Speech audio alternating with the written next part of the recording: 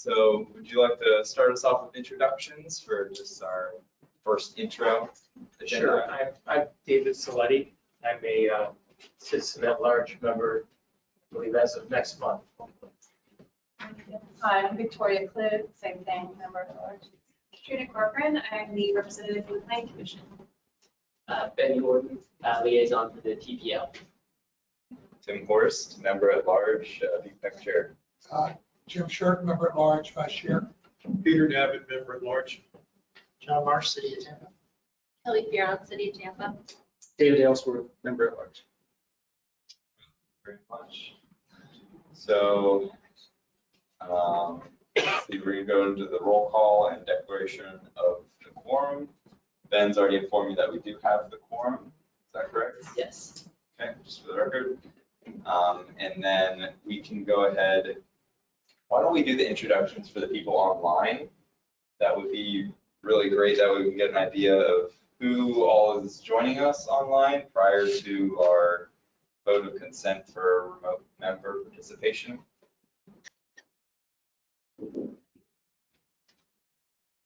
Chair, would you like me to call the members online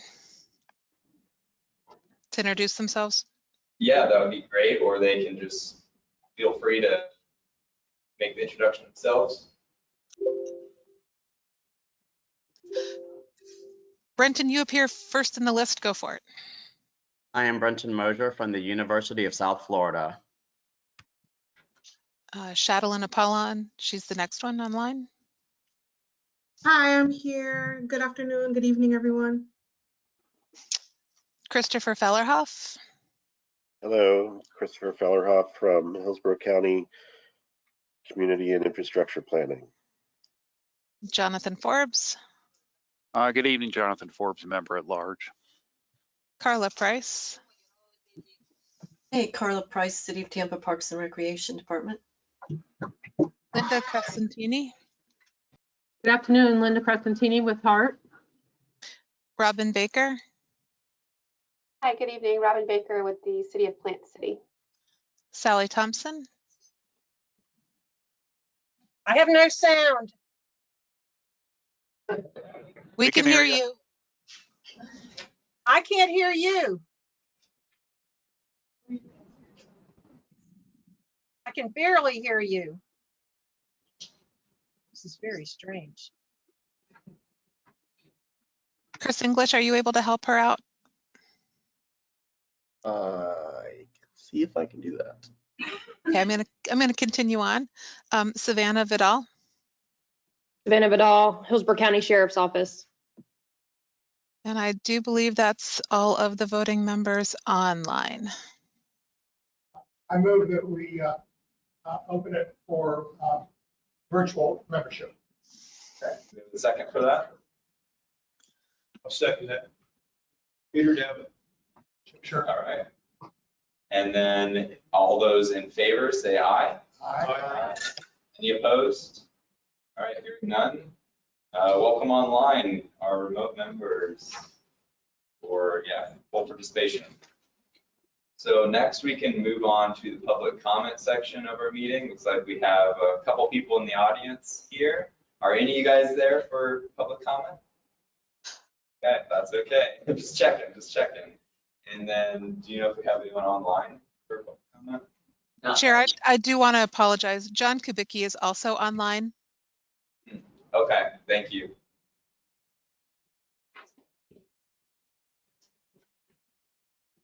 It's all right. I would also like to move to amend the agenda so that we handle item 8 in between item 7A and 7B.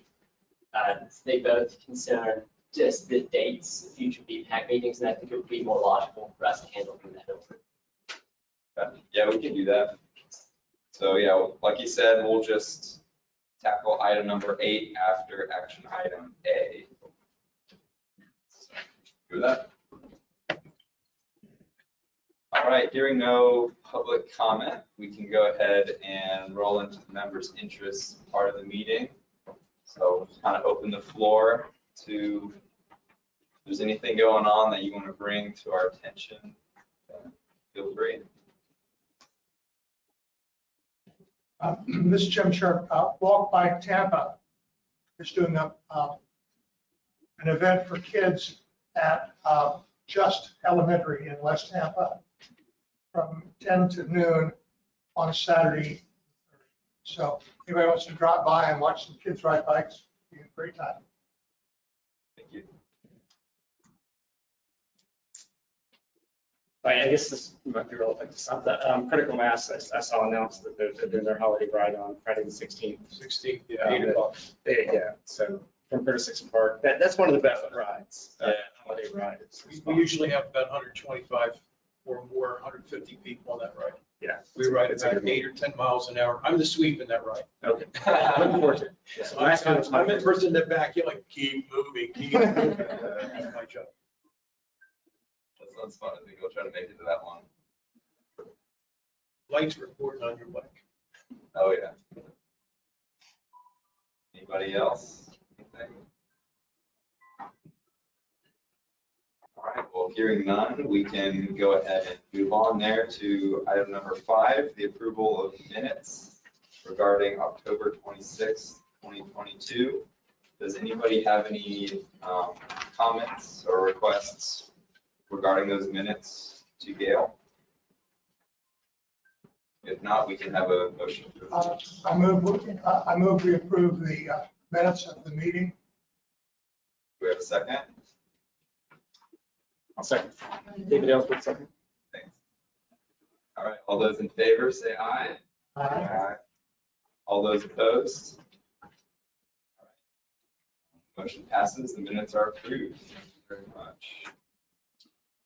So now we can get to our action items here. And up first, we have our very own Lisa Sylvia from the TPO staff, and also Catherine Tellez from Barrett Pierce. So they're going to talk to us about the Tampa School Transportation Safety Study. I'll turn it over to them now. Good evening, everyone. This is Lisa Silva. It'll just be me this evening. Catherine Tellez will be making the presentation to the TPO. You get me for this committee. I'm just waiting for a request to be presenter. So I can share my screen. Oh. And are you seeing the title slide then? Yes. Okay, awesome. Here we go. I'm going to turn me off so I don't lose bandwidth. All right. Okay. So Lisa Silva, TPO staff, and I'm the project manager of this Tampa School Transportation Safety Study. This presentation is a culmination of a lot of work over the last 10 months in partnership with the City of Tampa to prepare a school safety study with a focus on schools within the City of Tampa.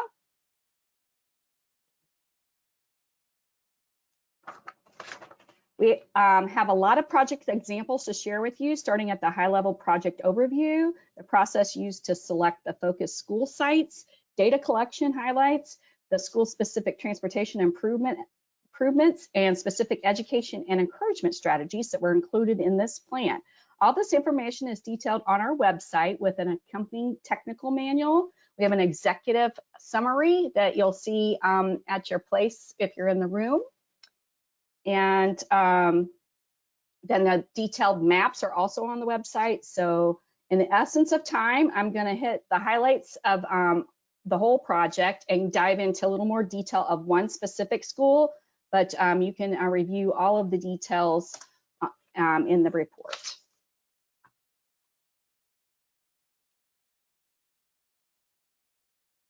As many of you are aware, the TPO completed a school safety study in 2018, and that identified physical improvements and cost estimates around our top 12 schools at that time. There was a data-driven process with some equity factors considered. I'm pleased to say that the Department of Transportation, School District, City of Tampa, and County have been hard at work implementing those improvements over time. This project built upon that 2018 effort with a focus on a new set of schools. Since it was a City of Tampa request, it was focused on City of Tampa schools, although we did update the priority list for all schools in all 4 of our jurisdictions. Similar to the prior project, we identified engineering countermeasures at a set of schools, such as closing sidewalk gaps, marking crosswalks, installing traffic signals, such as all-way stops. And in some cases, we identified potential locations where there could be a reduction in travel lanes or repurposing that as a bike lane. We also recognize that there isn't engineering solutions to all of our problems at schools, so we had a stronger educational and encouragement component. There's a lot of behavior out there to change, so we had a portion of the task dedicated to that. We also recognize that we're not going to get everyone out of the car line. And then Sidewalk Stompers, who has successfully implemented a lot of walking programs in numerous schools, they provided great insights and ideas. I'm just doing the wrong screen. Sorry about that. Okay. So this new project was broken into 6 primary tasks, including convening our stakeholder group. We met at various paces along the way to get their feedback on the different documents and tasks. The stakeholder group was diverse, included staff from the City of Tampa, Hillsborough County Sheriff's Department, Cutter, Florida Department of Transportation, Sidewalk Stompers, the school district, and our local health groups. It was kind of like a little mini reunion of the previous school transportation working group. We worked with the school district to update the 2017 Getting to School survey and developed a new school administrator survey. So we sought feedback from the principals specifically. We updated the school prioritization list for all schools, like I mentioned, and we conducted field reviews while the schools were in session. We then assessed existing safe routes to school educational encouragement strategies throughout the district and beyond. And based on the school-specific challenges, feedback from the surveys, brainstorming with the stakeholder group, developed specific materials for the district. You'll see those examples in a bit. And as we identified a host of physical improvements around each of the schools. And the focus site selection process was largely data-driven again, with points allocated for each school based on the number of factors like equity, with 40% given to that, 40% given to transportation safety factors, and then 20% for miscellaneous. The goal was to select schools that were where there had been minimal prior investments and that would serve as a barrier for students walking and biking to school. All of the factors were considered and the relative weighting are summarized on this slide, including the underserved communities of concern designations, percentage of students qualifying for free or reduced lunch, the proximity to a high injury network roadway as identified by either TPO or the City of Tampa, and a number of crashes typical for school days of travel and school age person.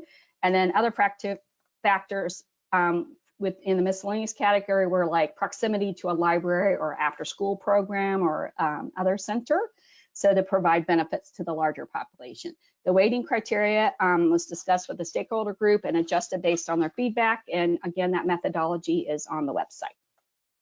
Many of the schools evaluated in the 2018 also were still at the top of the list for the entire list, because it does take time to implement all the infrastructure improvements and for those improvements to show up in the data over time. But those were pulled out so that we could move on to the next available schools.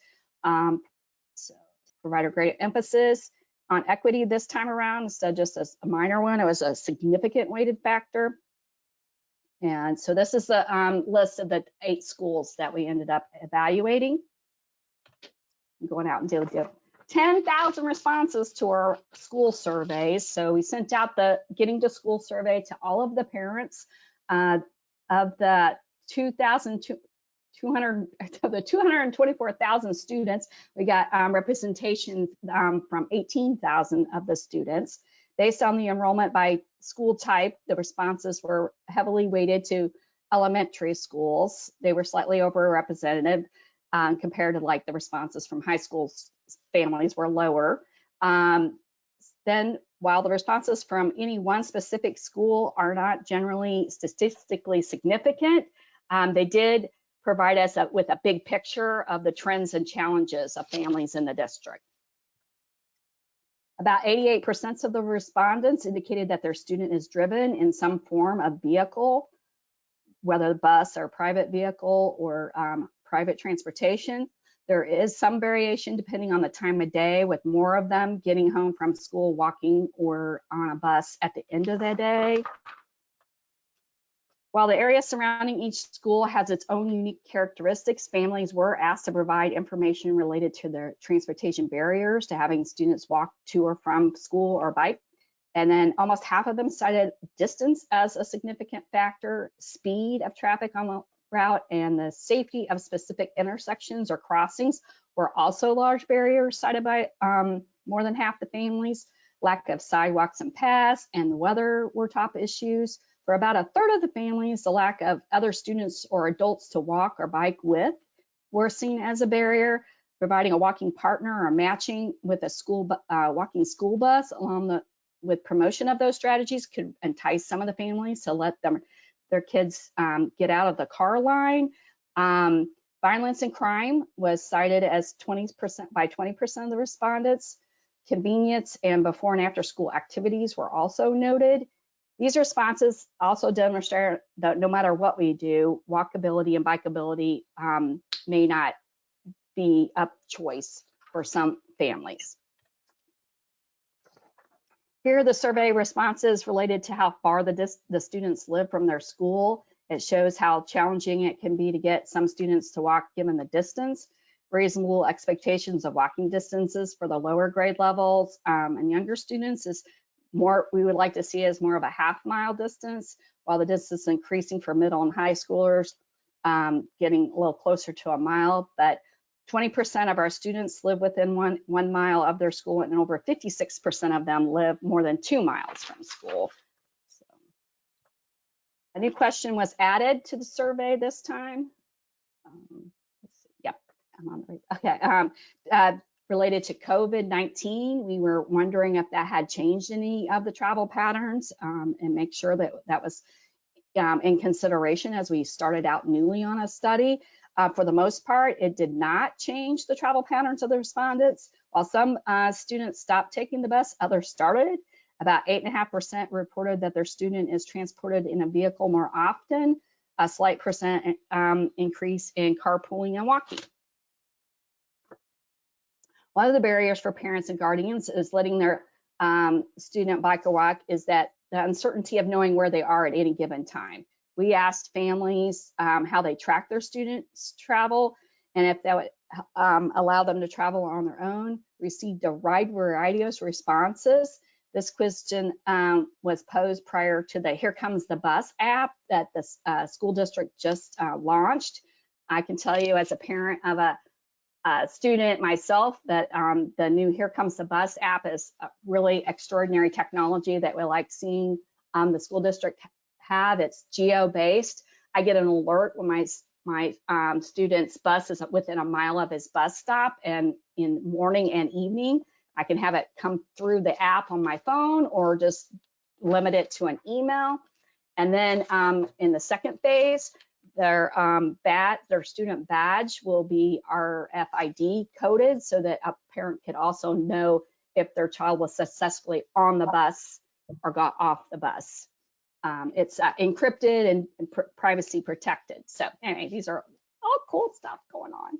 All right, responses were received from 188 of the school principals in the district, with some of them submitting 2 responses. Overall, the school type response rate was generally representative of all the school types, meaning that there's not one specific school type overrepresented. Here's a snapshot of the emphasis areas.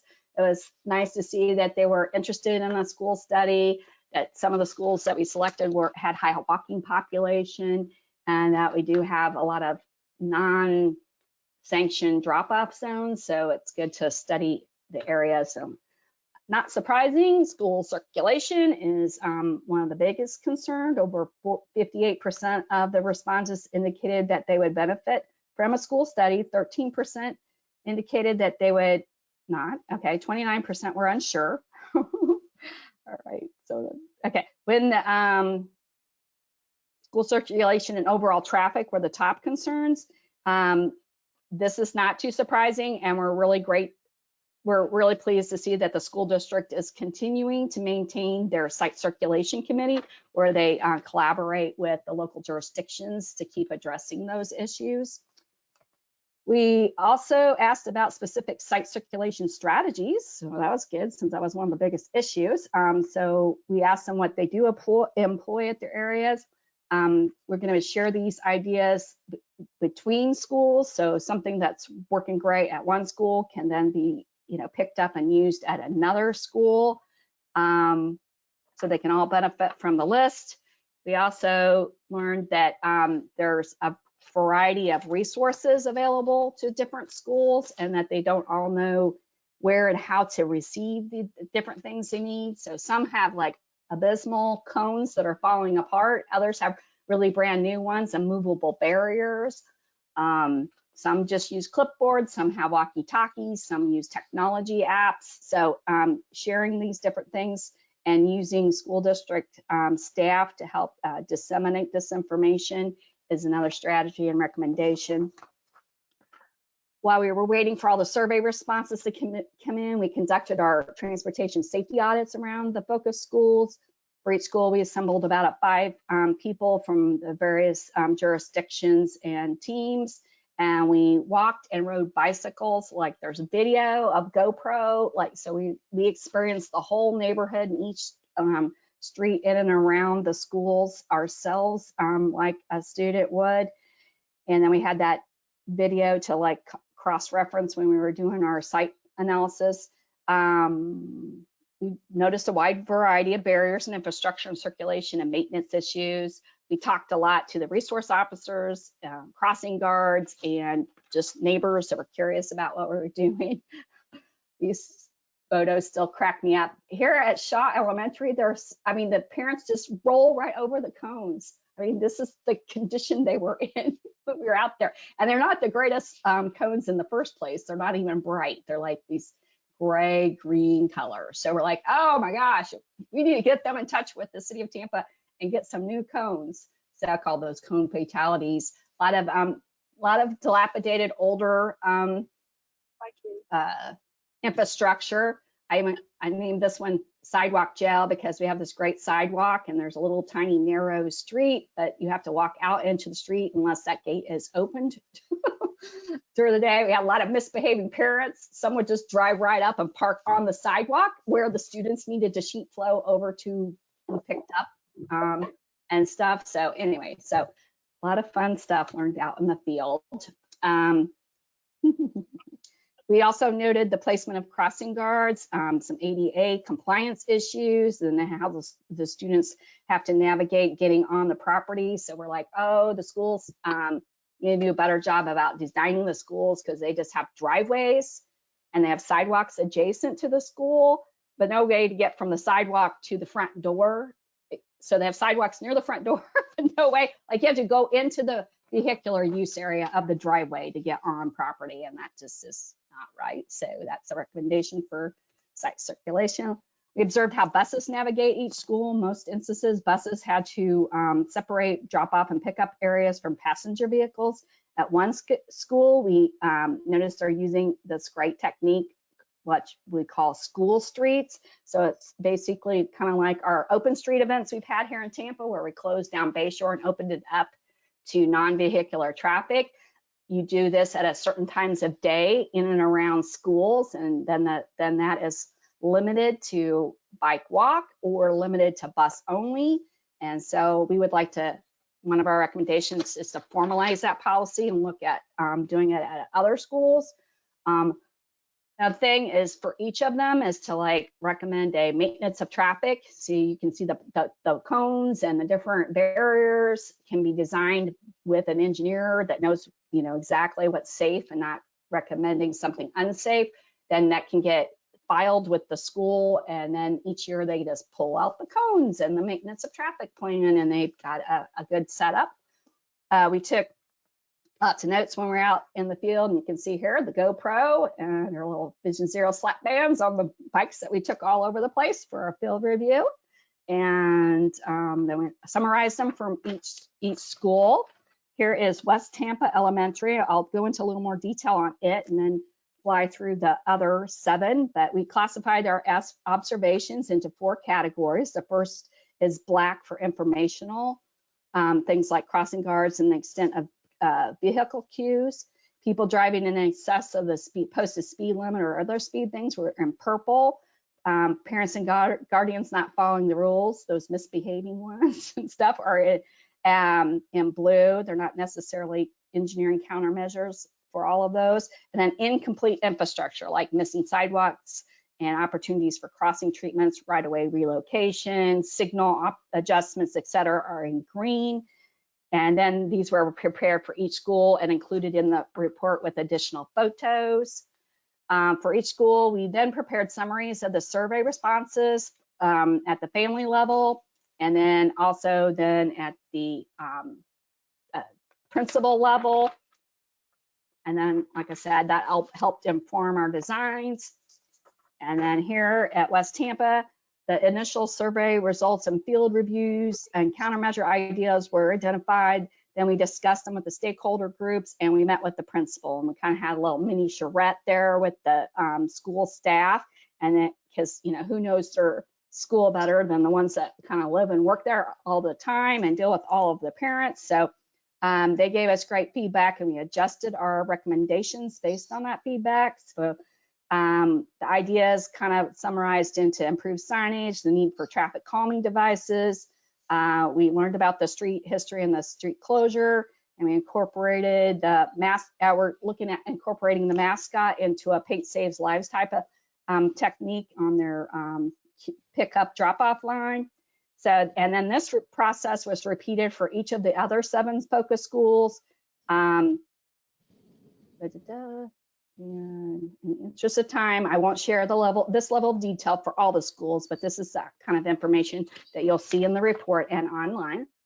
So for each school, we developed the improvements concepts. Some of the ideas are conceptually shown here to illustrate the design intent. For example, here for West Tampa, a lot of ideas were developed to relate to the drop-off and pickup zone on Walnut Street. We showed the installation of an all-way stop at the intersection of Tampania and Walnut, the potential for speed tables on Walnut to show through traffic a better delineation of the space in the afternoon, using the school logo to highlight the different travel patterns, and installation of additional signage to reinforce the one-way travel. We caught like neighbors going down the wrong way and they knew better and stuff. And then we got people that weren't so familiar going the wrong way too. So we're like, oh, can definitely be signed better.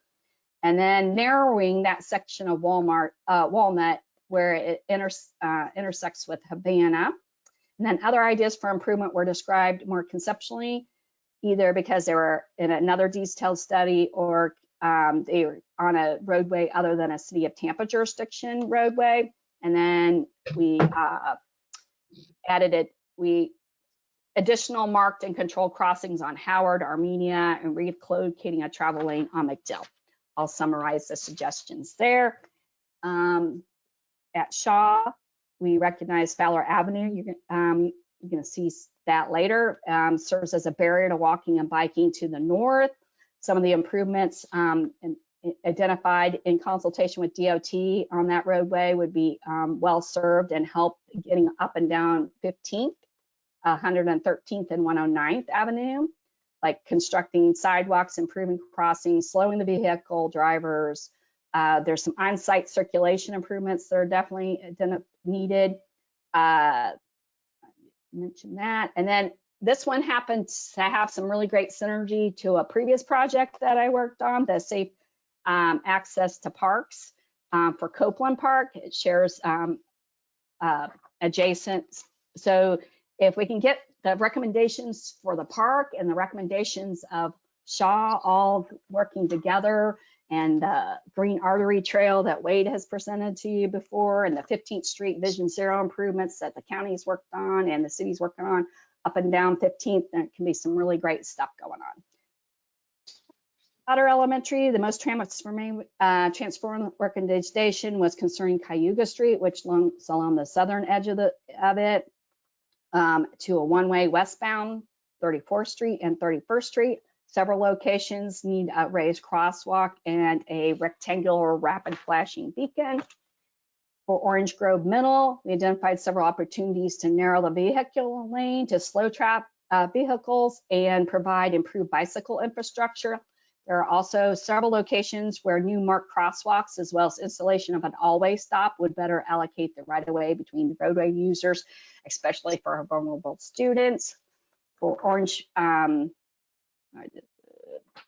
for Jefferson High School in the West Shore area, a lot of roadway system improvements have been identified in and around in the West Shore Master Plan and the Tampa Bay Next project. Some of those improvements include enhanced painted intersections, improved sidewalks and landscaping.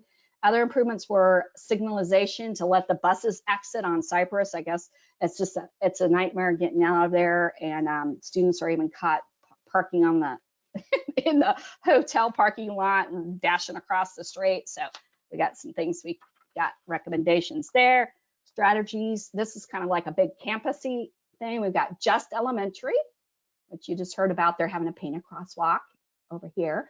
And then Stewart Middle.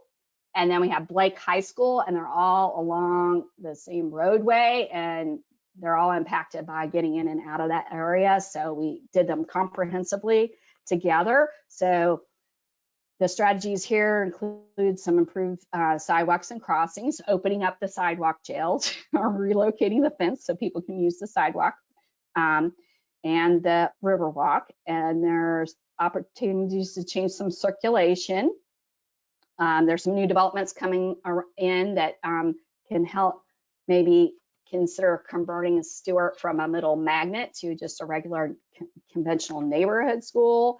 So you won't have so many buses coming in on a very tight area. And then when we met with the Blake High School principal, she's very interested in using their visual arts program to help us develop our transportation PSAs to help improve things throughout the district. So that's very exciting, which is a great segue into our encouragement and educational ideas. The report identifies numerous resources and strategies throughout the best practices throughout the United States. The key to effective implementations are kind of like make sure it's accessible communication, that it's equitable in its language and doesn't have technology barriers, prioritizing underserved schools. Low-income students typically make up the largest percent of students who walk, so we need to target that. Reduce the barriers to participation, provide free and low-cost resources for them, host inclusive events for all abilities, and then use a combination of strategies. So we want to engage like all the E's: enforcement, education, encouragement, engineering, like make sure we're focused on all. And based on the feedback from the principal survey, conversations with school staff, and stakeholder conversations, more specific strategies were developed. So some of the schools were interested in their own crosswalks to classroom, including West Elementary here, and that's that travel lane that we were talking about adding the new logo to, and maybe some paw prints to kind of help delineate this better. So it isn't just some big wide expanse of, it's more, you know, it's real obvious that this is the special area, and then it narrows it and slows them down.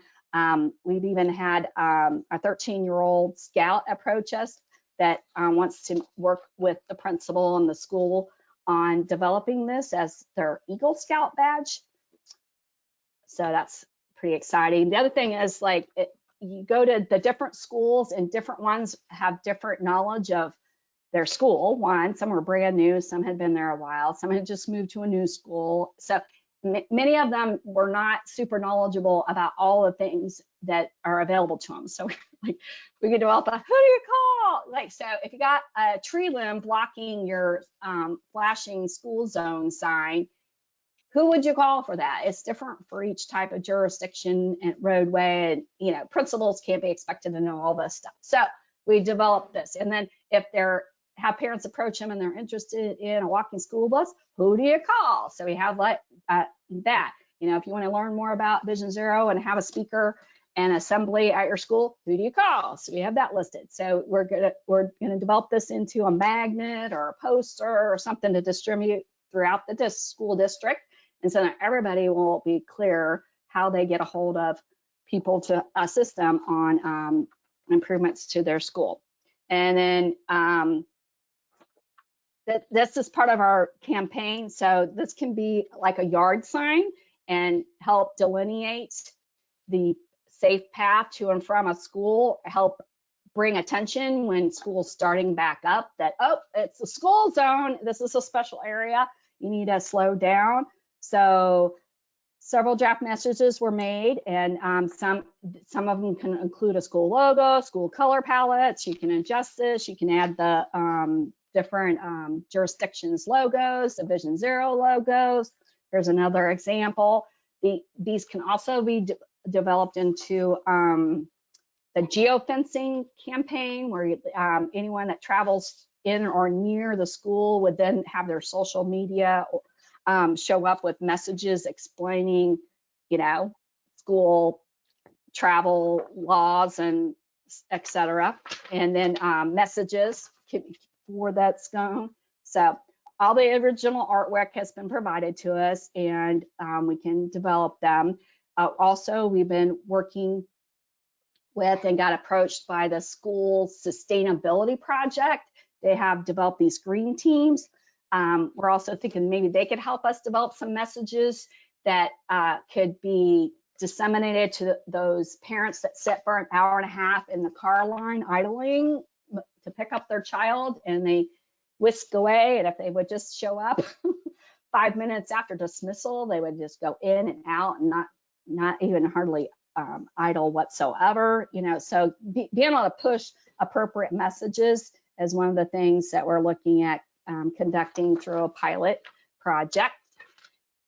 Okay, so some other ideas we have are automated enforcement of illegal bus passing. That could be something that gets pushed out and communicated, like Broward Public Schools partnered with a safety technology company called Bus Patrol, and they used artificial intelligence cameras to deter illegal bus passing. So they've had that, and different crashes are captured and analyzed. Another one is speed enforcement. It'd be really great to put some cameras and do automated speed enforcement. It's not like something we could ticket and enforce legally, but you could, we've heard one school district sends letters letting people know, hey, you were traveling through a school zone exceeding the speed limit. You might want to slow it down. So some of these are some other ones. We learned portable speed bumps. They're very affordable. I looked it up, and it was $675 for one. So those could be some things that we could try in some areas and make sure that these conceptual ideas work before they get implemented. Okay, now I've wrapped it up. So I'm the project manager. City of Tampa project manager and partner was Kelly Farron, and then our consultant was Farron Pearson. So all the information again is at Plan Hillsborough School. And sorry, I had a lot to cover in a little bit of time, so that concludes my presentation. Thank you very much, Lisa. Like she said, does anyone have any comments or questions for her? That's a ton of work. That's really impressive. On all those students. And you notice Just Elementary is one of our walk bike events. So part of the effort. Hey, Lisa, it's Dave Slutty. I've got a question.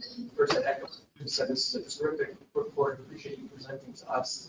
In respect to the 8 schools you focused on with the itemized list of recommendations, is the notion that that would be replicated to other schools on the list as you work through those recommendations?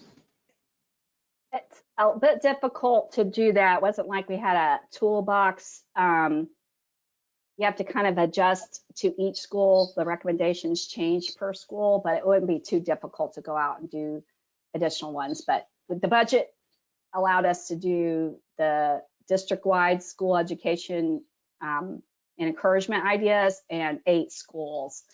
it would take more to go back out and do that for additional schools. Understood. Thanks.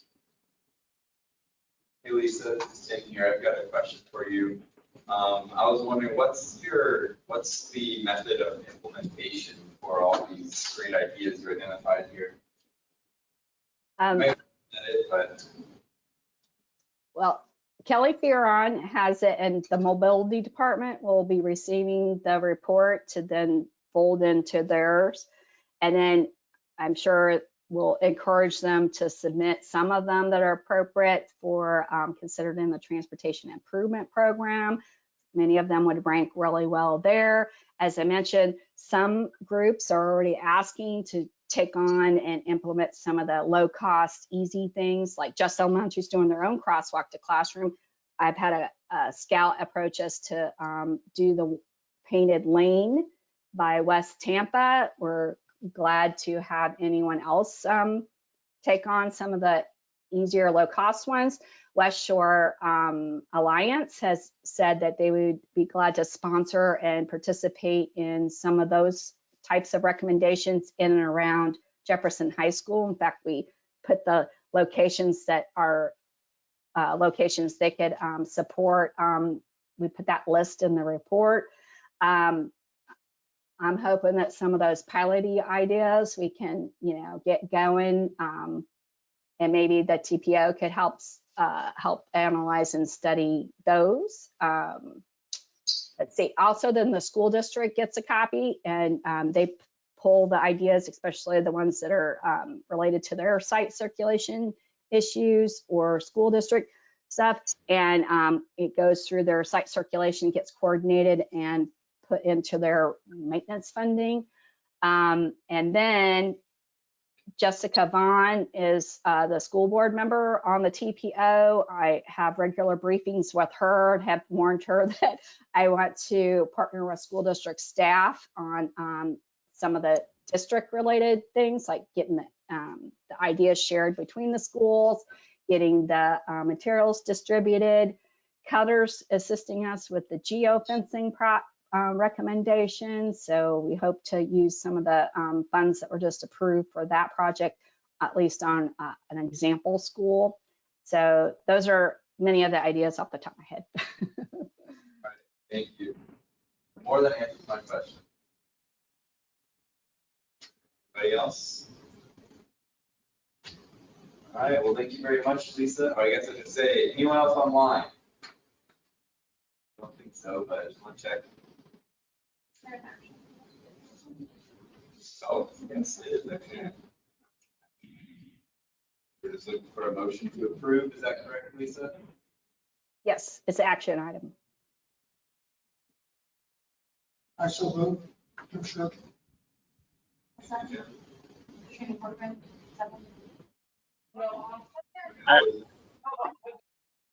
All those in favor? I approve, Mike Easton.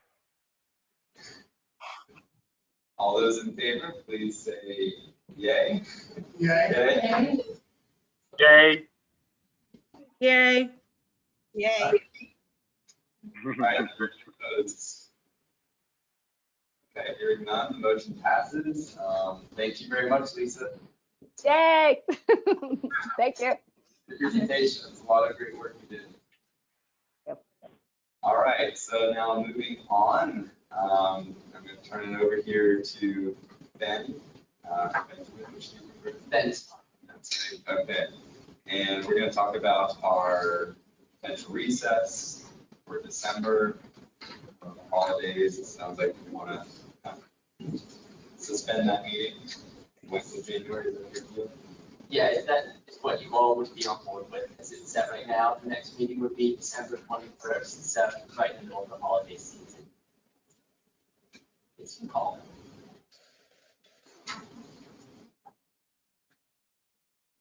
I think I am personally going to be out of town on that one, so that's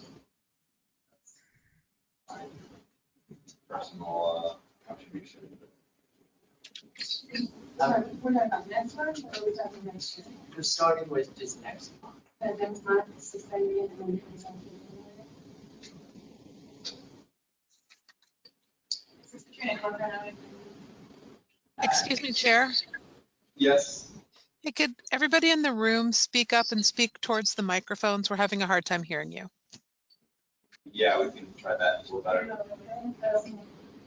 This is Katrina Corcoran. I agree with meeting in January. It would probably be hard for December. Well, I actually don't know. Can the liaison make a motion?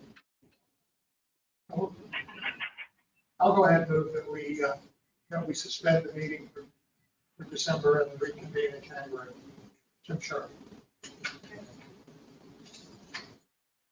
Peter Devon, I'll second that. All right, all those in favor, please say aye. Aye. All those. Aye. All those opposed, please say nay. All right, hearing none, motion passes. We're gonna go ahead and reconvene in January, skipping the meeting we had scheduled in December. Right. Who was So, the second on that motion? Peter Devon. Thank you. all right, so now we can move on to our next action item and approve the 2023 meeting calendar. Turn it over to you, Ben. Sure. Yeah, it's the last page of the docket. Yeah, so it's in the middle column, the PAC meeting in particular. I just go over it, see if it works for you. One thing that I do think we might want to consider is also the December 2023 meeting in here is set for the 27th. And so that really is also very close to the holidays. And I would say please do an option about rescheduling the meeting, maybe to December 20th, or just maybe to cancel that one as well. Or convert it to a holiday party. Yeah.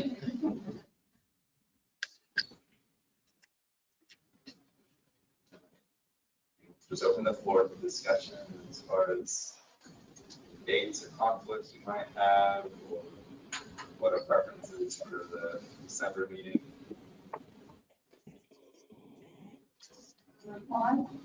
This is Victoria Clinton. I think the 27th of December also is a huge travel time for people. So if you are concerned about a quorum on the 27th and we have action items, we'll have to check the quorum in person. So I would say, let's consider not having a meeting next December 27th. Moving it to the 20th, I'm going to tell you, I'm kind of tough that late December. It's tough to have a meeting that, you know, you can attend in person. So I'm stating that maybe we don't have the meeting 2022 and don't have the meeting 2023. Would you like to turn that into a motion? I can turn that into a motion. And just to not have any December meetings unless there's some sort of transportation emergency. But I would think that would be fun. So that's in addition to accepting the rest of it. True, absolutely. I'm fine with that as well.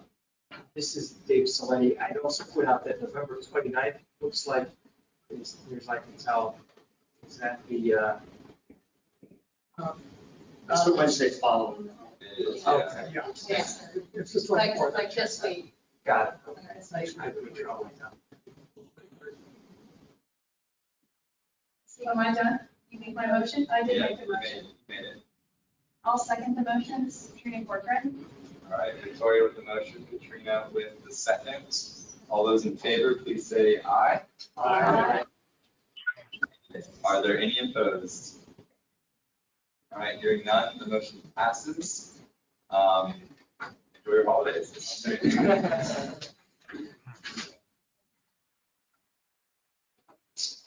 All right, the agenda. Excuse me, Chair. Yes, go ahead, Gail. You still need a motion to approve and accept the 2023 TPO Board and Committee meeting calendar and recommend that it be approved by the board as well. Thank you, I appreciate that. All right, any further discussion? We make a motion that Gail talked about. I move that we approve the calendar as amended. Thank you, Jim. You have a second on that? Second. Victoria. For second. Thanks, Victoria. Okay. All right, all those in favor, please say aye. Aye. And all those opposed? All right, hearing none opposed, the motion passes. There we go. All right, so now that we've finished that, thanks Gail for catching that, by the way. We can move on with our agenda for the evening. So now we're going to turn it over to some status reports, and we have a status report regarding the Fowler Avenue studies. Yeah, there's a lot of words in there, so I'll just go ahead and turn it over to like Jay's. Yeah, good evening, Jay Collins, Planning Commission staff. Gail or Chris, could one of you please bring up the PowerPoint presentation? That was something that we were struggling with here in-house. I don't have it. Yeah, give me a second. I'll see if I can't find it. Okay, all right. Thank you. While this is being brought up, I'll just introduce it and set it up for Ms. Russo, who's from DOT, who's going to go ahead and begin with the PD&E study.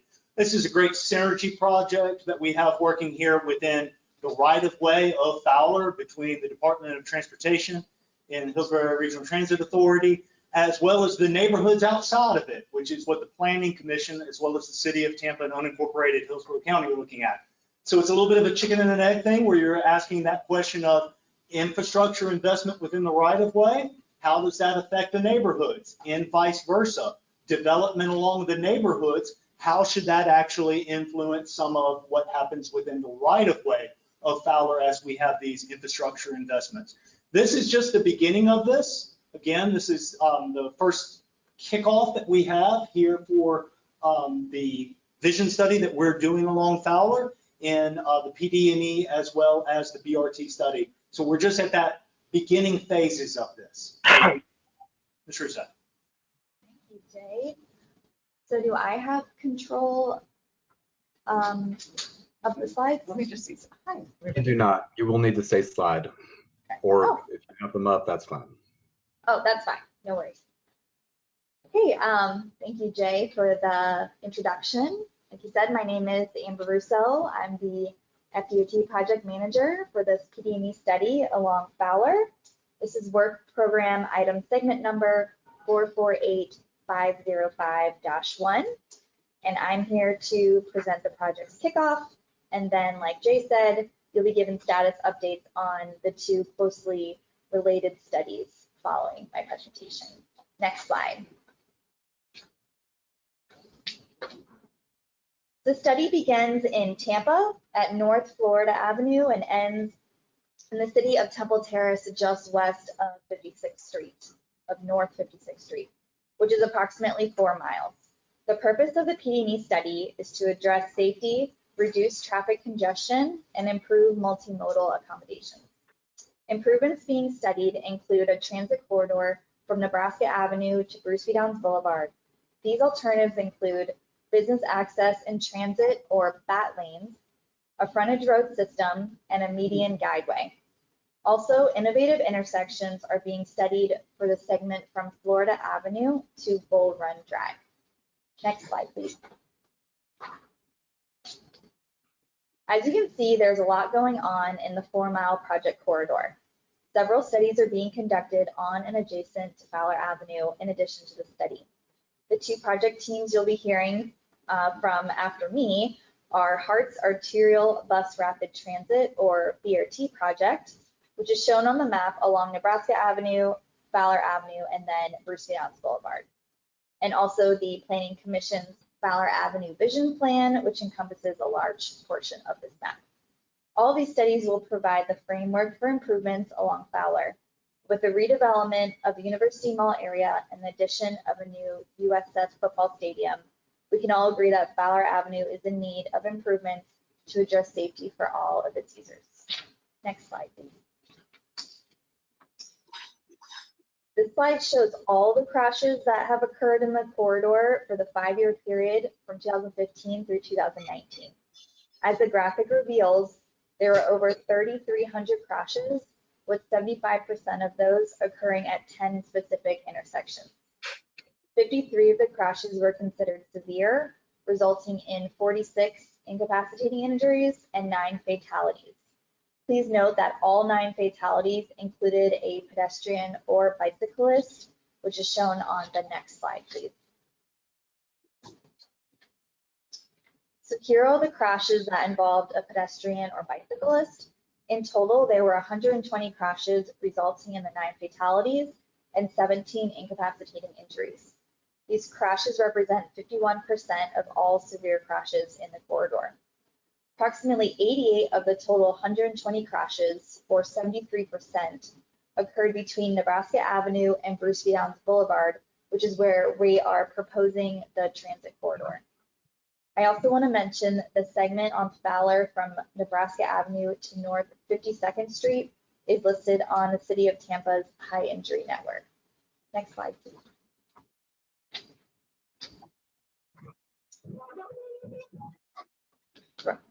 From Nebraska,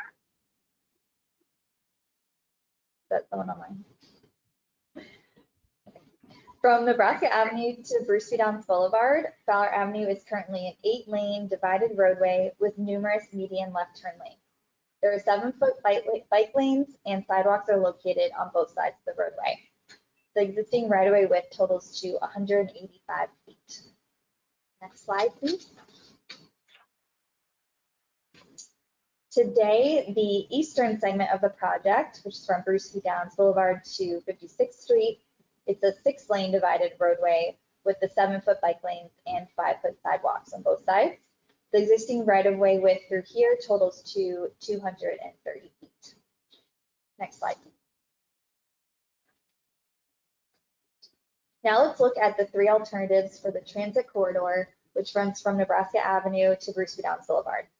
Alternative number 1 includes repurposing the existing outside lanes as bat lanes for business access and transit, meaning they would be marked for bus use and for vehicles making a right turn into a business or a side street. This alternative also includes 12-foot shared use paths along both sides of Fowler, and based on preliminary analysis, minimal right-of-way acquisition may be required. Next slide, please. Alternative number 2 is the frontage road concept. The frontage lanes would be located parallel to and separate from the main line Fowler Avenue. They would be utilized by non-transit vehicles and would provide access to local businesses. Vehicles on the main line can access the frontage lanes via slip ramps and vice versa. Transit vehicles would utilize the outside bat lanes on the main line. Shared use paths or wider sidewalks would be located adjacent to the frontage lanes, and minimal right-of-way acquisition may be required for this one as well. Next slide, please. The third and final alternative includes a median guideway for transit vehicles only. Stops would be located near intersections and crosswalks to allow for safer pedestrian access. Non-transit vehicles would be permitted to make turns at designated intersections and locations. This concept also includes shared use paths on both sides of Fowler, and based on preliminary analysis, minimal right-of-way acquisition may be required. Next slide, please. As previously mentioned, the design of Fowler Avenue has user safety first and foremost. Narrower travel lanes and other proven traffic calming strategies are being considered. To accommodate these measures, the speed limit along Fowler Avenue may be reduced. Also, from Florida Avenue to Bull Run Drive, innovative intersection alternatives will be studied, along with pedestrian and bicycle facilities that will be enhanced throughout the corridor. Next slide, please. Like I said, innovative intersections will be studied. They are intended for major streets with high volumes of traffic like Fowler Avenue. They modify vehicle, pedestrian, and bicycle movements at conventional intersections to reduce delay, increase efficiency, and provide safer travel for all users. The FDOT manual on intersection control evaluation will be utilized to determine the best possible intersection design. These include R cuts, displaced left turns, through cuts, and single loops. Next slide. Public engagement is underway and will continue throughout the duration of the study. These study kickoff presentations will be given at the remaining TPO committee meetings and then to your board eventually. The project kickoff newsletters in your packets were mailed to properties along the corridor and sent to stakeholders. Another newsletter will be mailed to announce a future public meeting, which is not yet scheduled. The project website is active and will be updated continually throughout the study. Small group meetings will be held with interested community groups within and adjacent to the study area. Also, an alternatives public workshop will be held once the alternatives have been evaluated. A public hearing may be held if necessary based on the preferred alternative. Next slide, please. As the schedule shows, public involvement will occur throughout the study. Data collection is underway with alternatives development and evaluation to follow. An alternatives public workshop is anticipated for the second quarter of 2023, and if necessary, a public hearing toward the end of next year. Next slide, please. So for more information on the project, you can visit our study website or feel free to reach out to me at the contact information provided. I am happy to take any questions now, or I can turn it over to Jesus to present HART study. It's up to you. I've got a question for you. Sure. I live in Temple Terrace, so I sometimes bike right on Fowler. I go east, I go west. I live in Ramtree, so I'm just east of 56th Street. Over the last year, there's been a lot of modifications to the intersections, new lights, new crosswalks, which are all very good things. My understanding was that we were doing these intersections, working up to a paving project from, I don't know, the whole thing up to about River Hills. Fowler from River Hills, and then going west down to almost 275. So that paving project is off now. It's, I mean, because all of this stuff that we're looking at here, how does that interact with the fact that the paving project will do this winter or next spring or something? Or is it further out, or that's nothing? I'll have to check on like it's probably a 3R project or resurfacing project. It's a resurfacing project for about 4 miles from like River Hills west to like 275. Okay. If it is that soon, we would definitely try to tie the two projects together to make sure there isn't duplicate work or silly to repave it and then exactly do something else. Yeah. That's why I'm asking. I mean, I've been on the committee 3 years. I heard about it a year and a half ago, and they said 18 months we're going to pave the road. So I'm excited. I watched them go fix the intersections, which are great. I was a doubter when I saw the plans, but now when I live there and I'm walking the right, I'm impressed. Yeah, sometimes what happens is the schedule for the resurfacing projects will move a little bit if there are other projects like this that become funded, so they can kind of be a goes with projects. But I will definitely look into that. Thank you. Question. Elaine Watson. So I saw all your alternatives took the on-street bike lane and moved it to a multi-use path. Are all those paths and all the alternatives same width? And what's that width of that? So for 2 of the alternatives, we were able to fit 12-foot shared use paths. I think it was the median guideway that has the only 8 feet because we were trying to stay within the existing right-of-way. However, these typical sections have not been laid out on plan sheets yet. So that's the next step, and we'll actually really be able to see what, how wide of shared use paths we can fit along the corridor for each alternative. Question, Kelly Graham, City of Tampa. For the different alternatives, have you gotten to the point yet to look at what that will do to the pedestrian crossing distance, like how much shorter it could be made? Because there's a lot of places along the Fowler that you have to walk over a mile to cross. So is there any of these alternatives that would be better for that, or is that something that will come out? Yeah, that's a part of the study, is looking at, I know my previous presentation, they didn't like to call them mid-block crossings, but yeah, adding more, see where we can add more areas where pedestrians can safely cross, because I know there are areas that are pretty far apart. So that's a part of the study. I know the safety department's already requested that we look into adding a crossing near 12th Street on Fowler. So yeah, we'll be analyzing that as well. Here you have it. Well, we did a safety walkthrough with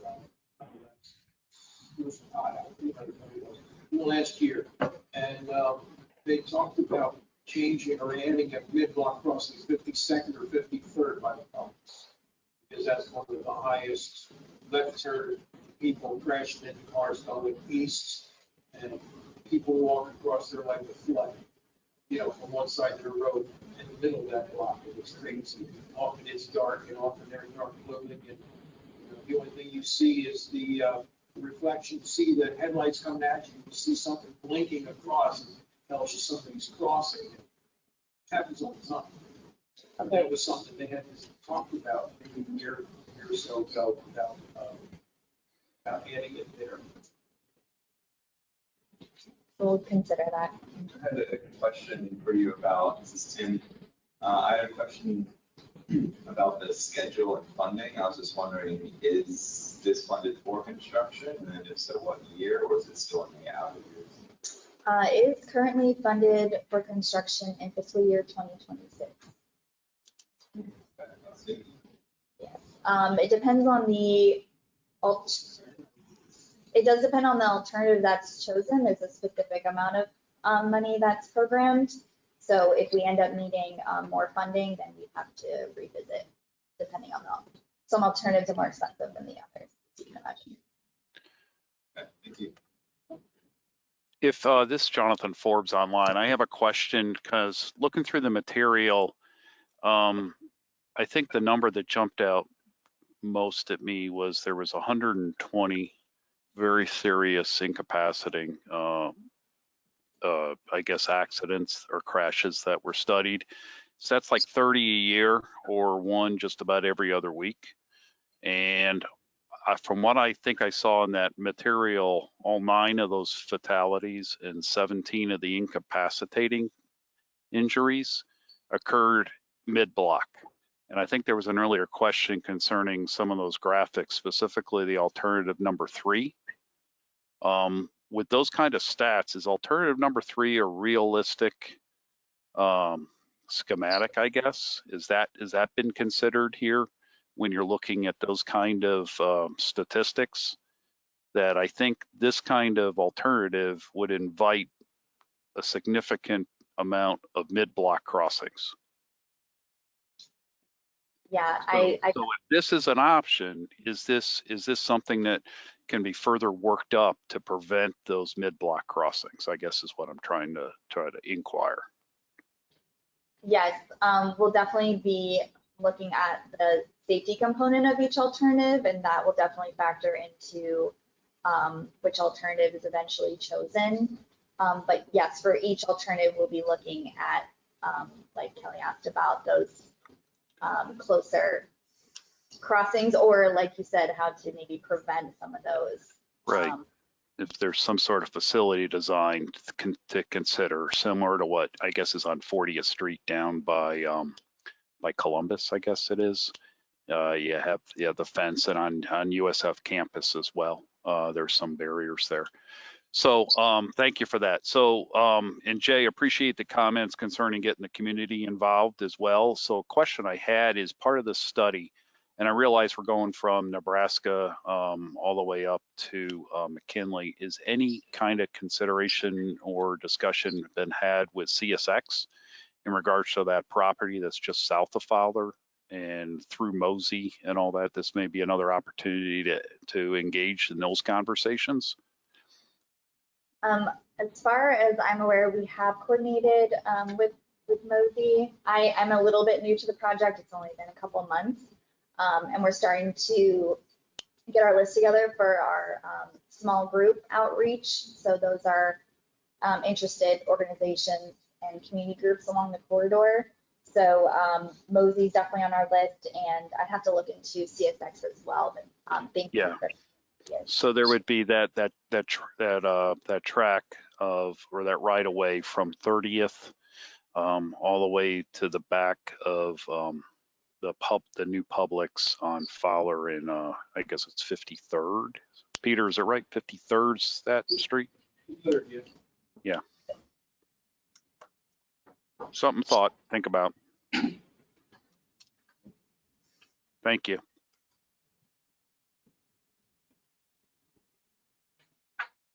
Okay, do we have any other questions?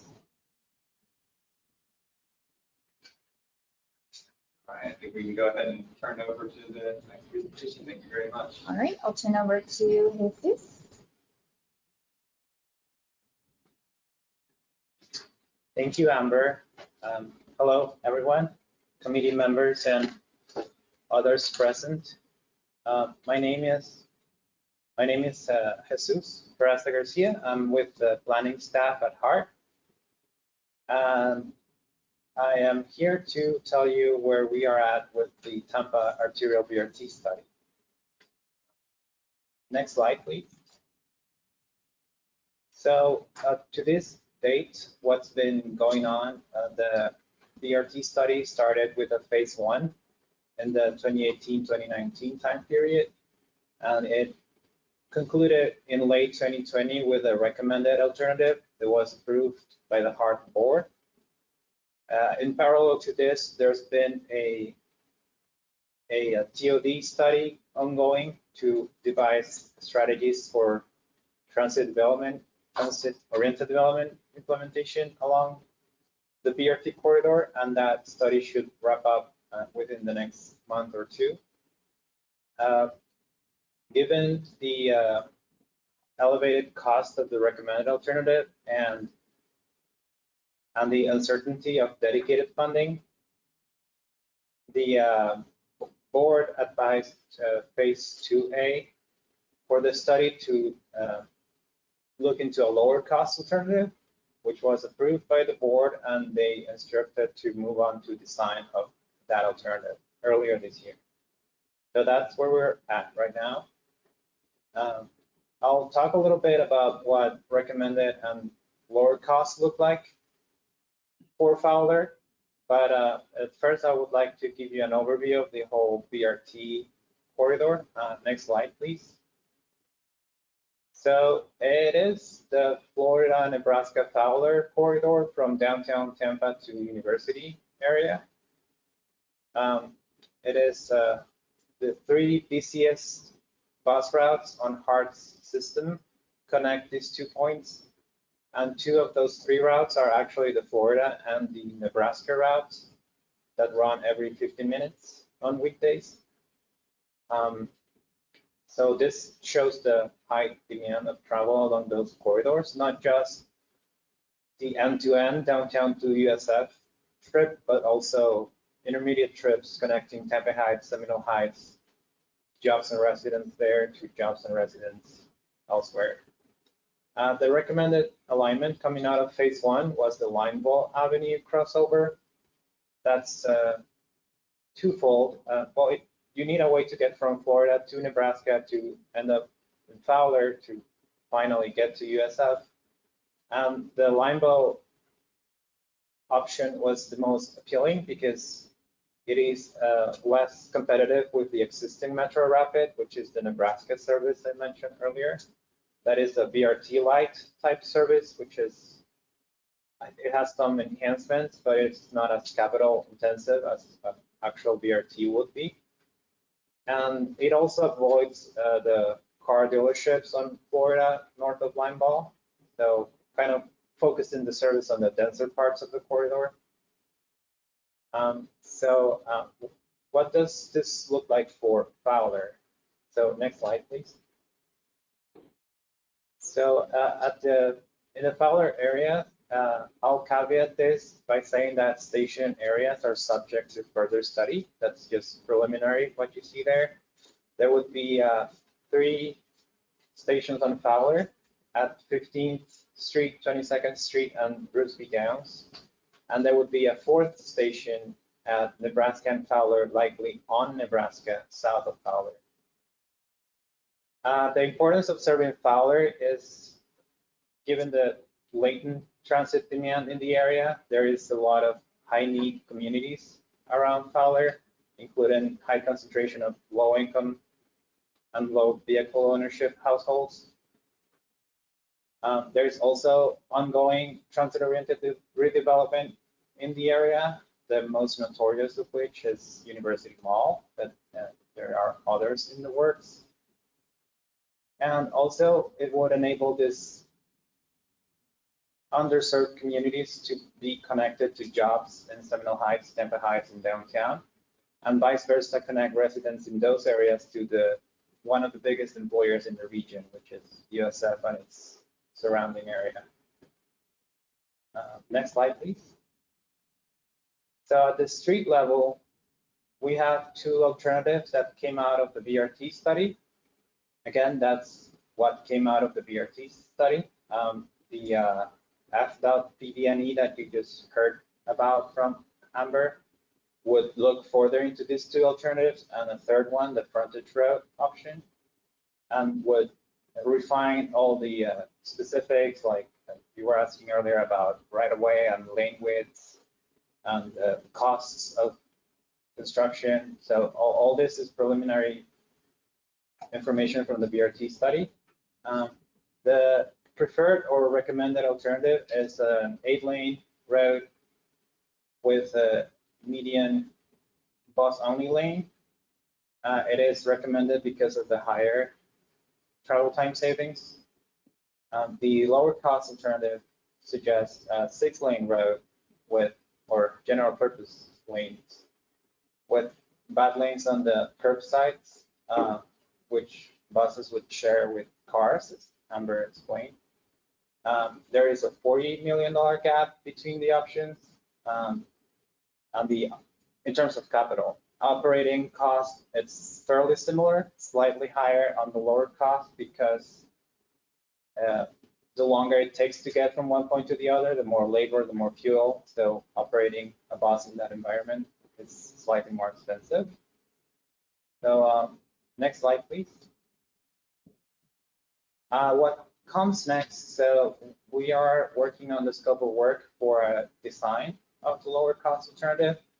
Then we would move on to permitting, public engagement, and seeking funding matches from partners at different levels.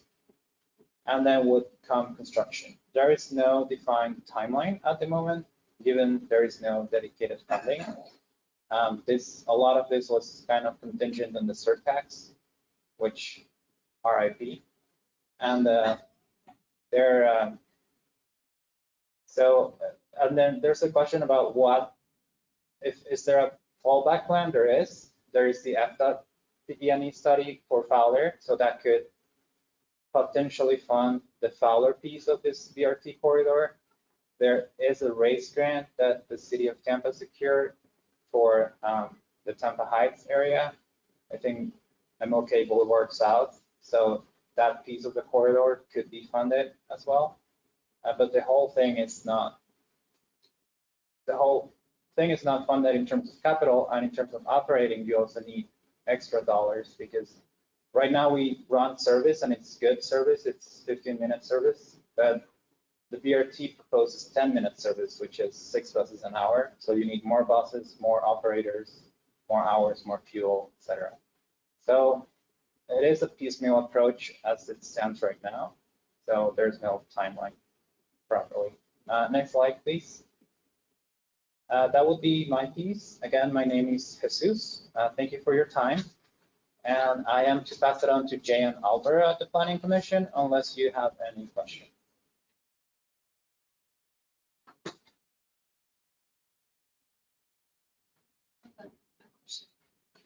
City of Tampa. If the PD&E has a different recommendation than what's studied for the BRT study, like how does that work? Does HART then take a look at what would be the cost to operate? Not like how does this fit in current PD&E? Yeah, it is an evolution. Well, I guess I will let Amber weigh in, but I think the PD&E is a second chapter in the TV series that's this BRT. Chapter 1 was the BRT study, phase 1 and 2A. Chapter 2 would be the PD&E. And the transit corridor it's a big part of the PD&E study, but it's not the entire study.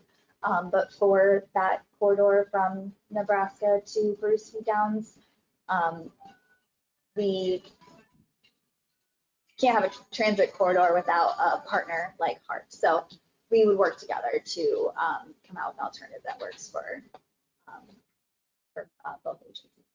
Will the PD study like consider costs to HART for those three options as part of it, or that's kind of a separate piece? Yes, that's a piece. So well, the three alternatives, the responsibility of the FDOT like infrastructure responsibility, and then also what costs would be HART's responsibility, and that would be laid out for each alternative and separated out so we can identify how we can get the funding for which alternative. Yeah, good question. Thank you, Amber. And thank you for your question. That's it. Thank you so much. Okay, thank you. Alvaro, or yours? All right, hello everyone. My name is Alvaro Gabaldon. I'm with Planning Commission staff. So there's a lot of activity going on along Fowler. This study that I'm going to talk about is the Comprehensive Vision Study. This is a deliverable that will take a look at the land use, transportation, businesses, the community in the Fowler Avenue study area, which is more expansive than, say, some of the right-of-way and some of the corridor that we've been talking about with HART and FDOT. But our study is it's more of like a community plan, neighborhood plan level kind of deliverable. So next slide, please. So some background, Fowler Avenue provides a lot of unique land use challenges. There's certainly businesses along this corridor where their front door is in the city of Tampa and the drive-through window in the back is in Hillsborough County. So you can imagine that there's a lot of regulations, a lot of policy that affects not only business owners, but the community residents that live there and the institutions like USF. And there's a lot of large employers along this corridor as well that all live with these policies. So this is a great time to be studying this area because our partners at FDOT and HART are also studying this area. And because this vision study is a comprehensive plan level look at all of these factors, we can incorporate each other's recommendations. Lisa Silva's report earlier on the school, we talked about Shaw Elementary School is also in our study area. So it's another example of some of the synergy that we're taking advantage of between all of these efforts. So you heard about the PD&E from FDOT, you heard about the Arterial BRT. We have partnerships with USF with their the Florida Community and Design program there, but they're going to be doing community outreach with us and partnerships with big redevelopment projects like the Innovation District at University Mall are also involved with helping us reach the community and find stakeholders to get input from. So next slide, please. So as I said, the purpose of this effort is to develop a vision plan that ultimately enables an equitable redevelopment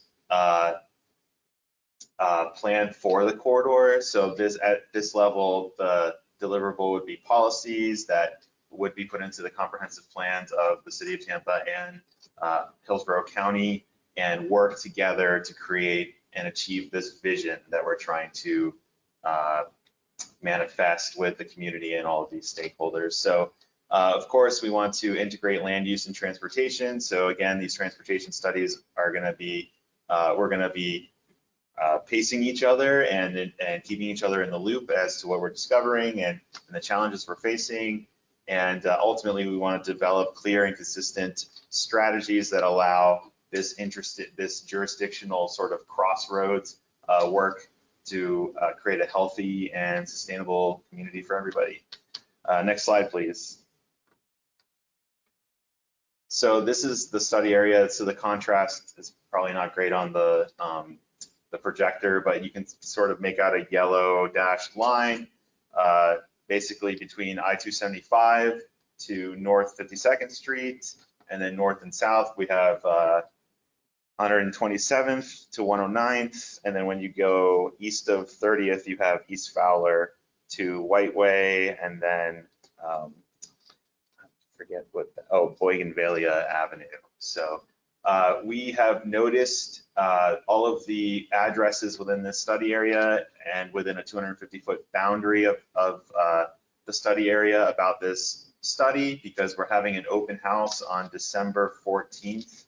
So that's going to be an opportunity for the community, anyone in the community, to drop in, learn more about what we're doing, to give us feedback sort of at a broad level vision. What do you like about your community? What are some pain points? What would you improve? So we're sort of gathering data at that level. Next slide, please. So some background demographics about this study area. So about 15,000 people are living within this area. The average household size is a little below 2.5, and there's a large percentage of households who do not have a vehicle in this area. Another interesting fact that we pulled from this area is that the ratio of residents to jobs is about, well, a county average is 1 to 5, and here it's about like, oh shoot, I'm forgetting the ratio. But there's a large density of jobs in this area as well as residents. I mean, it's expressed as a percentage of the total county employment. But so basically, you have a lot of people coming to this area from other places to work, and you have a lot of people living here. So there's just a lot of movement, a lot of trip generation, I guess, as you can see, as we can say in, like, I guess, transit planning. But then, yeah, that obviously the quarter of households here not having access to vehicles is something to note when we go out into the community and ask for input about the vision. So next slide, please. Another fact to pull out from this study area is that on an MSA level, this specific area is 64% lower, has a 64% lower median household income than the Tampa San Pete Clearwater MSA.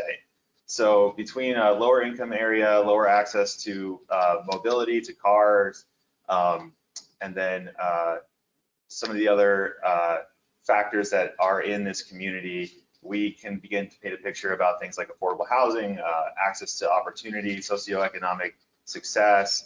So this study, again, it sort of sits at that higher level than, say, the PD&E and the Arterial, in that it's taking into account all of these factors that go into a healthy neighborhood, a healthy community, and the ways the built environment can be changed to make those places better. Next slide, please. So, like I said, we're kicking, or as Jay said at the very beginning, this is very much the first steps of this initiative. We're kicking off with a workshop, community open house workshop on December 14th. As I mentioned, we're seeking input from the community on development trends, the urban forum. We're keeping it very broad. What do you like about your community? What can be improved?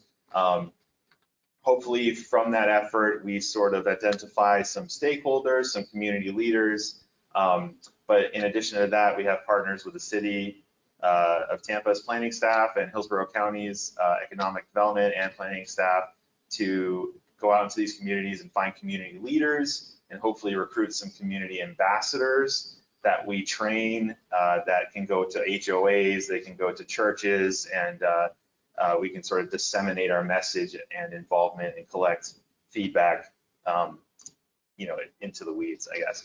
And so a big part of that recruitment and community ambassador training is a vision toolkit, which we will supply with these leaders and community members. Next slide, please. In addition to the noticing that we put in a 250-foot boundary around the study area, we've also put these signs to the north of Fowler that have my contact info, They have our project page, which has a short survey and a short overview of this study, and it has an extensive list of previous studies that have sort of set the stage for Fowler Avenue right now. Next slide, please. This is the schedule of the project. There are three, I would say, divisions that speak to the goals we're trying to accomplish within each time period. So we're right at the beginning, or maybe a month into the community values portion of our study. We will then move into the corridor visioning portion, and then the redevelopment plan portion will be where those deliverables, like I mentioned, will be developed. So our consultant, Kimley Horn, will be coming up with a comprehensive vision plan. So that will include recommendations in terms of policies that should be added or amended in the comprehensive plans of Hillsborough County and the city of Tampa, and strategies for implementation, which speak to the local development code and utilizing some of those tools to, again, manifest this vision that we are creating with the community. So as I said, we are in the community values portion of the project. And so if you go down, you can see more specifically that we are doing our first community workshop in the winter. And we are supplementing that with our project websites, with mobile community outreach, and with stakeholder focus group meetings this coming January. Next slide, please. So outcomes of this, intended outcomes of this study is, again, having that plan that has those recommendations and those policies, in addition to coordinating closely with HART and FDOT, taking advantage of that opportunity to inform that plan, and then to educate the community more about what Fowler can, I guess, the potential that Fowler has. You know, you hear Fowler, you hear a lot about Fowler having potential with developers, redevelopers. There's a lot of money going into that area. There's going to be a lot of change, but as a community, do you understand why? Do you understand how you can affect that change, how you can be a part of that change, and how it can actually benefit you, and what are the proper channels of doing that? And again, the tangible thing that we're going to come out of here with are comprehensive plan, policies, and strategies. Next slide, please.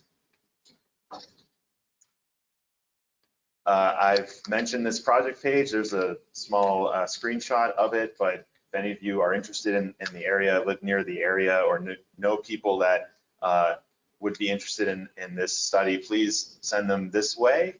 They can sign up for email updates. They can review presentations such as this one, meeting notes from our upcoming public engagement initiatives. Like I mentioned, we have the December 14th open house. So all of the details about that open house are on this project page. And then we also have it's December 13th. December 14th, we have a virtual open house, which you can register to attend as well on this project page. And the QR codes on all of our signs lead people to this page. Next slide, please. This is just sort of reskinning the timetable, but just zooming into this winter.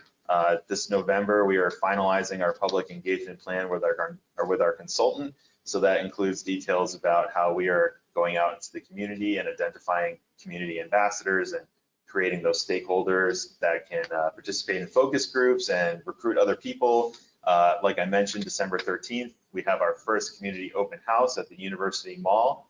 It's very much a drop-in event. We're hoping to take advantage of the mall's regular traffic, and then people that we have communicated this event to come in between 5 and 7 p.m. on the 13th and catch a 10-minute presentation about, again, this potential that Fowler has, your ability to affect it and be a part of this change. And you can move along several tables that will have activities, visual sort of surveys about how you move about the community, like where you tend to find yourself commuting to? Where do you live? If you live in the area. So we're sort of collecting all of that data in a very initial like visioning process. And then in January, we hope to drill down into the community with those community ambassadors. We're also going to be doing walk and talks.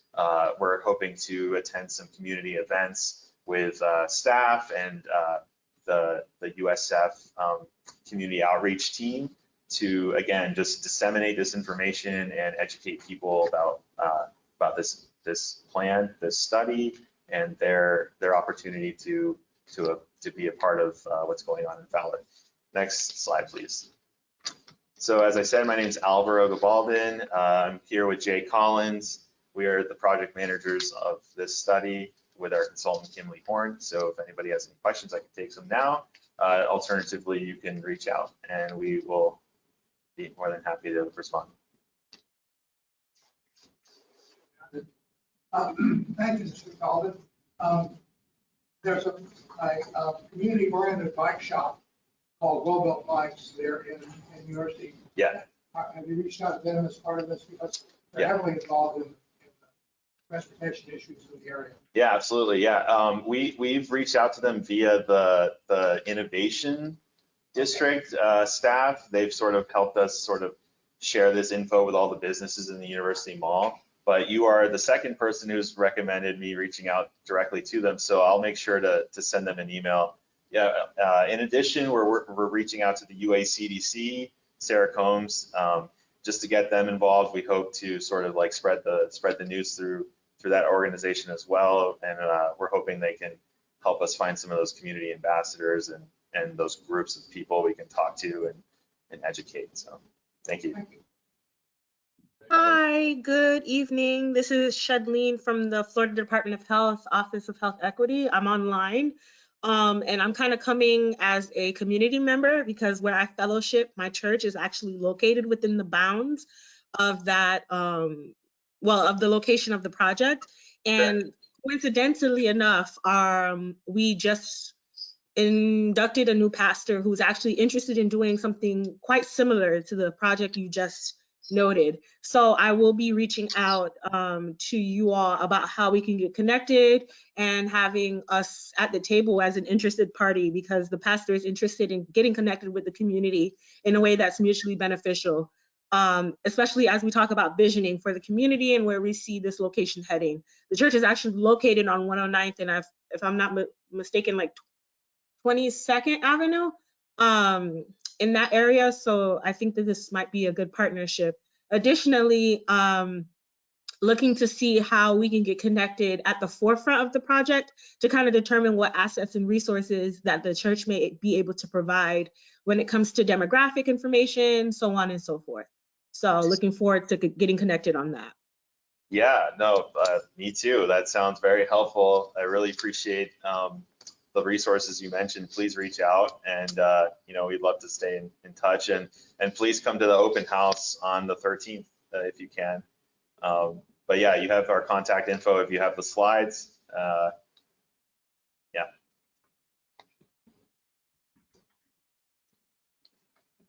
All right, any other questions, comments? All right, thank you much. Thank you. Thank you for everyone that gave a presentation regarding the Fowler Avenue study. It's a lot to kind of appreciate you all bundling it together and coming to us as one, so it's very helpful. So, all right, well, with that, we can go ahead and move on to our last presentation of the evening. It's the Hillsborough County Greenways Master Plan. One thing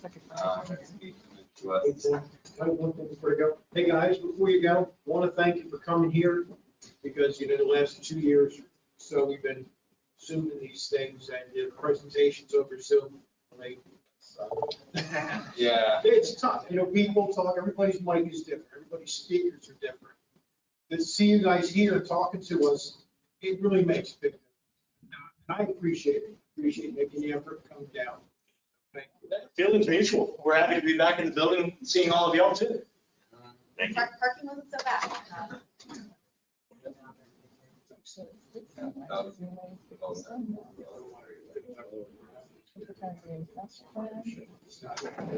Yeah.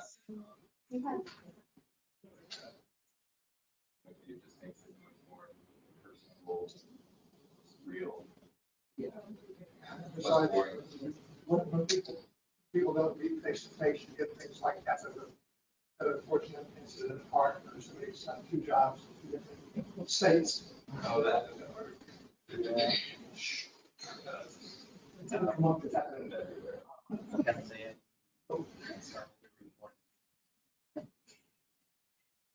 Good evening. Thank you for having me. My name is Sarah Caper. I'm with Hillsborough County's Community Infrastructure Planning Department.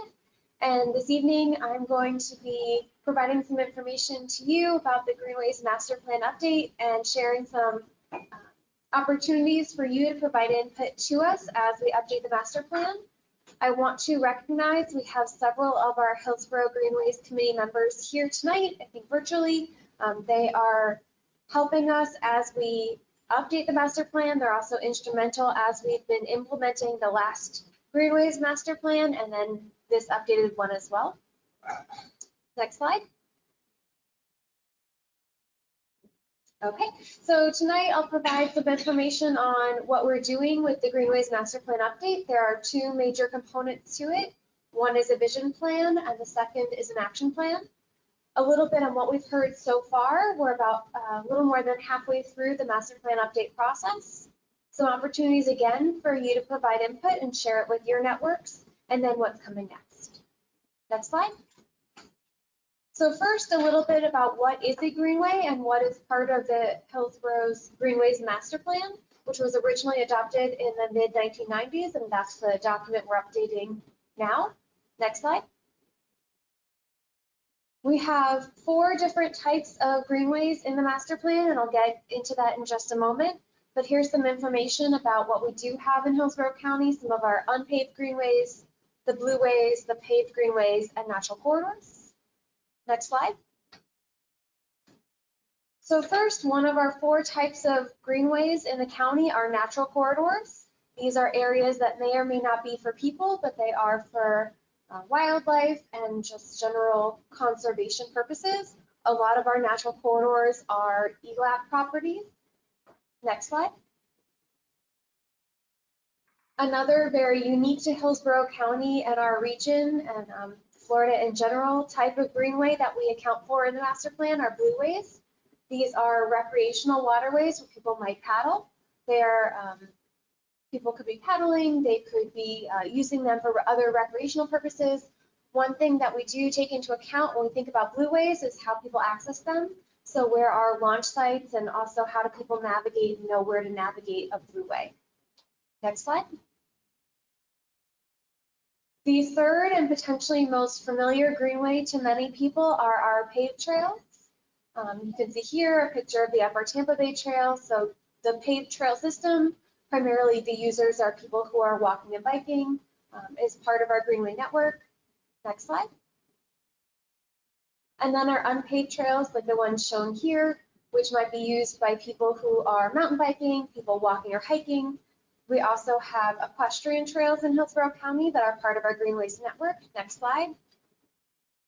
Which you can see here, and the equestrian trails are generally unpaved. We have them marked throughout the county. One of the things we've been thinking about that's in the current Greenways master plan and the update process as well is these different users. And some of them like to use the same facility types, but they might not be compatible on the same place or at the same time. So for example, equestrians and mountain bikes maybe all want to use unpaved trails, but we don't necessarily want them to be using the same unpaved trails. Next slide. So as we do this Greenways master plan update, we're looking at the goals, priorities, and vision. And we have been reaching out to the community. I'll share a little bit on what we've heard so far to put together our vision plan. This is similar to the vision plan you heard about for Fowler. This is countywide. It focuses on unincorporated Hillsborough County, though we are coordinating with our partners in the cities and sharing information with them and the other agencies as we hear things that relate to them. The vision will help guide where we're going. It's this high level, where do we want to be for these 4 different networks, the natural corridors, the blueways, the paved and the unpaved trails. From there, we are working to develop an action plan. So how do we get there? What do these greenways look like? What kind of support systems do they need? For example, trailheads. What should be at trailheads, say for a blueway or one where you might have equestrians, what kind of special needs might there be? And all of that together will put to be part of our master plan as a whole. Next slide. So a little bit on what we've heard so far. The next slide, please. This past summer, we did outreach. We had 4 listening sessions. We had 3 in person and 1 virtual. And you can see here on the slide some information about where they were and who attended. We also had an online survey on our engagement hub. We are right now doing another round of outreach. So we've held in November 3 in-person workshops and 1 virtual. We do have the online survey still active, and I'll share that with you so we can hopefully get some input from you and from your networks. It will be open for about another week, and then we'll be wrapping up this November outreach. Next slide. So this summer, when we were doing the outreach, we asked people about what is an ideal greenway, what might it offer. So we had a list of these 10 items that we asked people to tell us their thoughts, and then the word cloud shows people have an opportunity to tell us things outside of that list. So really of value to people is safe from traffic, probably not a surprise to many of you on this committee, and to anyone who is walking, biking, or otherwise traversing the greenways in Hillsborough County. Also shade, being close to nature, and amenities were very high. And then from people who gave us other responses, quiet was a very big one that we heard. Next slide. And from what we heard over the summer where we were collecting this input, we also asked people about how could existing greenways be improved and what people wanted to see. So we came up with some emerging themes, which you could see here on the slide. Things like having diverse types of trails that can accommodate diverse users, also making sure people with all kinds of abilities are being accounted for when we think about our greenway system. The idea of user comfort and making sure people feel comfortable, whether that's something like shade, having trail maps and understanding where the trails are, or just what is the protocol or code of conduct if we're using certain types of greenways. So there's a whole range of things that could fall under that. Enhancing the environment, being accessible and connected, so how do people get to these various greenways, and having space for destinations on them. Next slide. So here's a little bit about how we can get input from you and others in your networks. We have, as I mentioned, this engagement hub that is open right now. There are 3 major questions that we're asking people in this round of outreach. And you can see screenshots of each of those here, and I'll just walk you through what those are in a moment. Next slide. So the first is looking at our draft vision map. This is based on what we heard from people over the summer, where they wanted to see these different types of greenways. We took that information, we reviewed it, we put it on a map, and we're asking people, did we get it right? Are we missing anything? Is there something that you have a concern about? So if you go on the engagement hub, you can see the map. There's a link, you can see it larger and zoom into it and provide your feedback. Next slide. The next question is asking about how do we move from the vision into the action plan? So what kind of performance measures should we be looking at? How do we evaluate things in a way that is data driven? So we have 5 things that we heard from the summer that we are asking people that we kind of have recognized we should be considering. So one is equity, serving underserved communities in particular, people who are vulnerable, making sure they have opportunities to get to and to use greenways.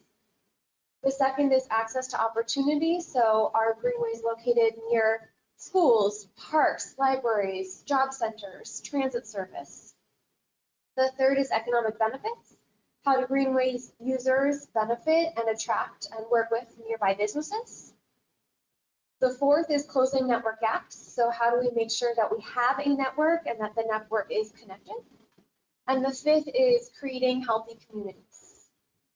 So what we're asking people with this question is, are we missing something? Is there something you'd like to tell us that we should be considering when we get to these performance measures, when we're looking at data and evaluating our greenway system? Next slide. So the last question, we are doing a visual preference survey. We have a series of images with some text about what we're asking people to consider. And we want to get a feel from the community about what people like and what they dislike. And I'll show you in just a moment an example of one. These are not being compared against each other. They're all being evaluated on their own merits. And they don't go against things like the Americans with Disabilities Act, ADA, or FDOT design standards. These are in addition to that, how do we think about what our greenways should be looking like and different elements of them. So if you go to the next slide, please. This shows you an example of some of the images that we have on the survey on the website. So the big one, for example, is asphalt pavement, not the pergola. That we've heard from many people that they like that. So you can always put that in your comments. But do you like asphalt pavement? Yes or no, and you can rate it on a scale. And then it's a little hard to see, but when you're on the website, you'll be able to see, well, these are other types of pavement features. So there's one with concrete pavement, one with no marked lanes, and one with marked lanes. So we're trying to understand the values of the community as we start to design these features. And we do have them for a range of things, not just the pavement type or paved trails, but you could see them related to wayfinding, related to trailheads, blueways, other elements of our Greenways network. Next slide. And finally, what's next? So we do have, as I mentioned, that engagement hub, and I'll share that link with you on the following slide. It's also in your agenda packet and online, where you can provide your feedback. We will keep the engagement hub up, but we will be closing the survey questions in about a week. The Hillsborough Greenways Committee, as I mentioned, we have some members here. They meet quarterly at a minimum. Our next meeting is next Wednesday evening. We'll be talking more about this with the Greenways Committee and at their future meetings as well.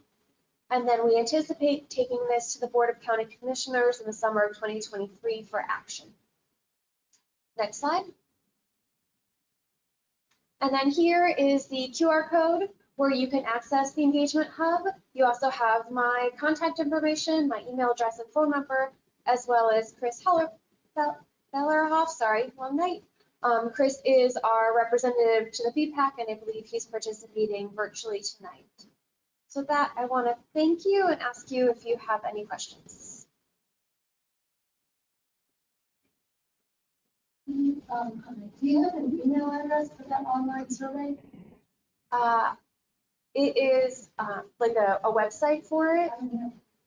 There's an online survey that's still open for another month. Yes, that is on this engagement hub, where if you go to the QR code here, you can access it. You can also get it in the agenda packet. I believe there was a link. And you could also go to publicinput.com/greenwaysmp. But we do have a link in the packet, and I can make sure that we get it to you.